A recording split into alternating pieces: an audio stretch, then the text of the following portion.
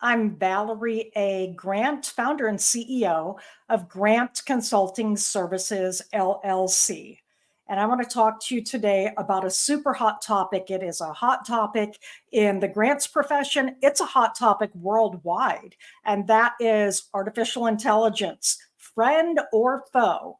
So when I first started hearing about AI, probably a year or so ago, when it was becoming a forefront in the news cycle, I thought, I've seen all of the Terminator movies, and I'm pretty sure I know how this is going to turn out. But as I've been looking further and doing some research, I've been wondering, is it friend or is it foe? And so I want to share with you some things that I found out that I think are applicable. First of all, let's talk about what is AI. Well, we're starting to refer to AI as augmented intelligence versus artificial intelligence because it really was created to help augment our intelligence. There are many different types of AI. The two that I'm just going to talk about briefly here are ANI. This one is focused specifically on performing tasks, things like facial recognition software. Also, if you've been on Amazon looking to make a purchase of a particular product and you're researching it, you're looking at it, whether you make the purchase or not, maybe you go on Facebook later that day, and lo and behold, the same product appears in an ad that pops up. That's at ANI at work. And the next type of artificial intelligence is called generative AI. Now, generative AI creates text, video, audio, even code and music. So it is a larger umbrella. And under the umbrella of generative AI are large language models, or LLMs. That's what I'm going to focus on today because that's what we use primarily in our grant field is text. And so the algorithms that are used in LLMs help to identify the next possible or the most frequently used words or phrases and then adds that into its response. Now, a couple of the more famous LLMs are ChatGPT. Most of you have probably heard about that. And there's also Google's Gemini. It used to be called Bard. So those are a couple of items related to what AI is. Just a brief overview. Let's talk next about what AI is not. It is not a source of facts. Look, LLM AI generates text, not facts. This is what it was actually created to do. Within its coding, it has a thing called hallucination, where every now and again it will create some pretty wonky pictures and some pretty wonky text. And it does not have the same function as doing an internet search about some factual information, a country, a person. It is created to create text. Now, you can feed AI data and facts and ask it to summarize those, but don't expect it to provide factual information. Its data could be out of date, and it just might not have the information that you're looking for. So consider the text a first draft and not a final draft. That is the best advice I can give. Fact check, fact check, fact check. Now, ethical considerations. This has been also a hot topic, especially in our grants profession. How do we use it? When is it appropriate to use it? So our Grant Professionals Association released a statement in June of 2023 about best practices for AI in our profession. Basically, they said AI is not human. It cannot replace our emotional intelligence. It cannot collaborate with others like we do. And they suggest that grant professionals use our code of ethics as an overarching framework about best practices in AI use. Now, can AI itself be ethical?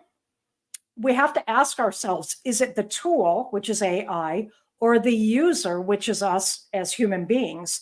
And I feel that AI cannot be ethical because it doesn't have feelings. It does not have emotions. It does not have emotional intelligence. So it cannot reason based on emotion. So it's our responsibility as users to learn the appropriate use. Maybe your company or your organization has a policy already in place about AI use. It is best to follow that. If they do not, then learn about appropriate use. For example, copying and pasting a large chunk of AI generated text into a grant proposal or into another document without proper citation is not appropriate use.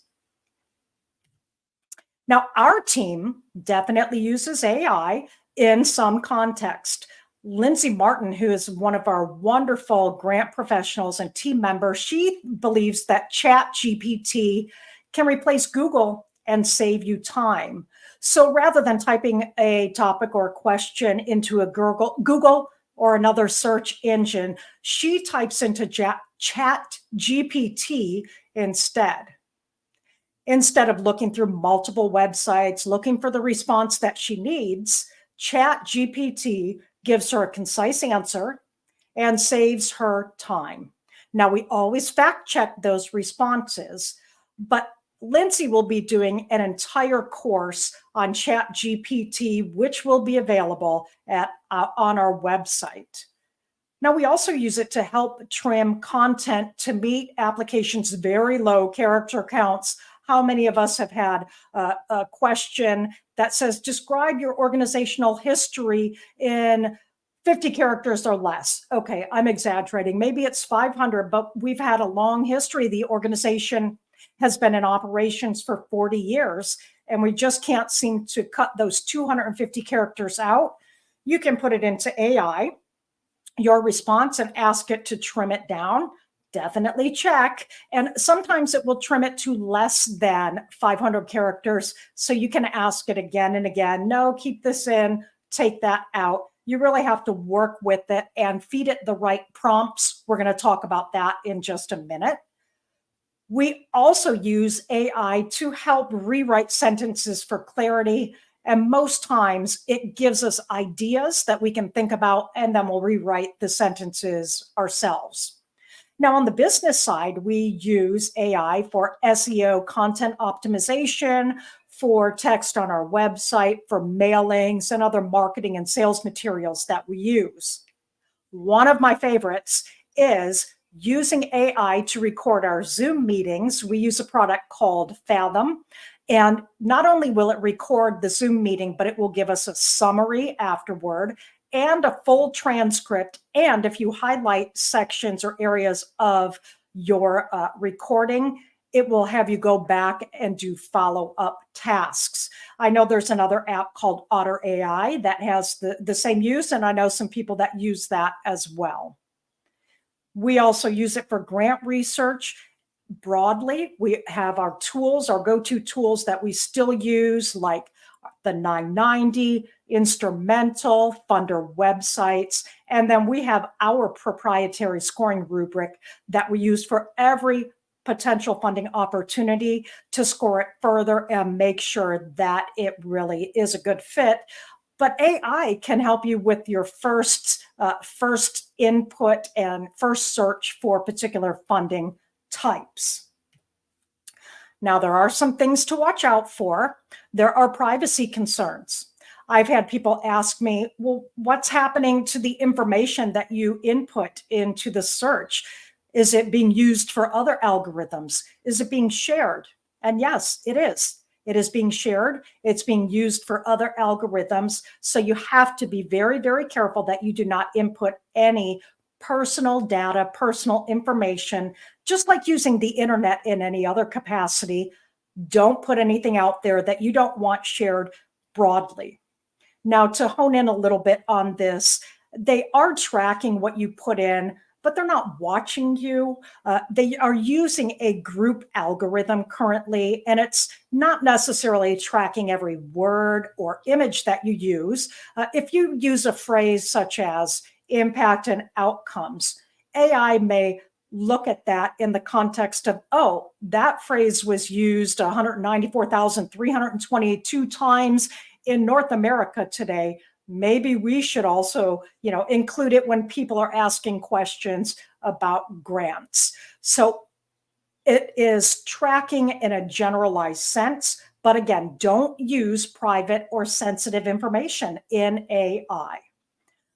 All right, now let's get to prompts. This, I think, is the super exciting part because it tells us how we can use AI to help us become more efficient and to free up some time. So these are some prompts that we have used, and we have gotten some good results from this. So you have to understand the prompts to feed it. And I took a prompt engineering course, and I also took a trustworthy AI class to learn more about this because it's so interesting. Hopefully my suggestions will help you in what you want to do. So with the newer versions, you can upload previous proposals. Make sure you take out identifying information, especially client information. And you can upload other narrative things, and you can ask AI to remember that narrative that you uploaded and use it in the future to help you create additional narrative. Perhaps you have a framework that you want to use for another proposal in the future that you used for a previous proposal. So it can also, if you upload a proposal or you upload your strategic plan or a grant narrative, grant plan, whatever it is, again, taking the identifying information out, upload that, and then upload an RFP that you're responding to, then ask AI to act as a grant reviewer, review the draft proposal, and provide specific feedback on clarity, persuasiveness, alignment with the grant maker's criteria.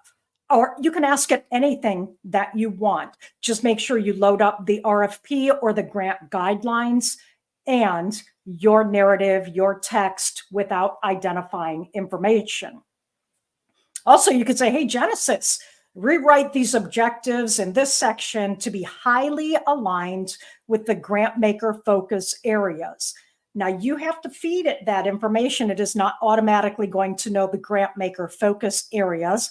It's also not going to automatically know your objectives. So copy and paste that in there. At this time, it does not have the capacity to attach documents, which would be convenient, but this is super nice. And then you can also ask ChatGPT, please project the outcomes of this new food pantry in our city based on historical data. That one's pretty interesting. We talked about it before, but trim down the character section or the characters to 500 for a particular question. You can also ask it to identify relevant grant makers and say, analyze our project description. Of course, you have fed it the project description, and provide a list of potential grantors aligned with our work. You can research specific questions about your program, such as, how does climate change disproportionately affect immigrant and refugee communities in the Southwestern United States? Or what research studies show the importance of early childhood education for teaching kids how to eat healthy? That's another tip from Lindsay, our grant development professional.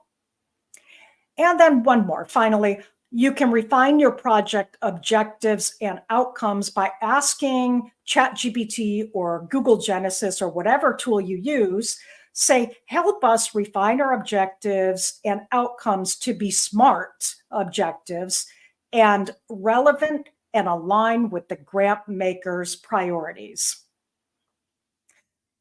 Finally, we can use AI to help free up time, develop relationships with colleagues, with grant makers, but make sure that you learn about its best use and best practices for your organization. And if you are a grant professional, keep an eye out on what the Grant Professionals Association might have to say in the future about the ethical conduct of grant professionals and AI use. Now, I did Want to let you know, I consulted various AI powered tools. I tested some of the prompts and also added some additional information from other courses, Grants for Good, and instrumental courses. So I reviewed all of that. You saw on the last screen my certificate from my AI Trustworthy AI course. And here's some information about how to get in touch with us if you want to talk about AI or anything related to the grant development process. Thank you very much, and I hope this has been worthwhile for you.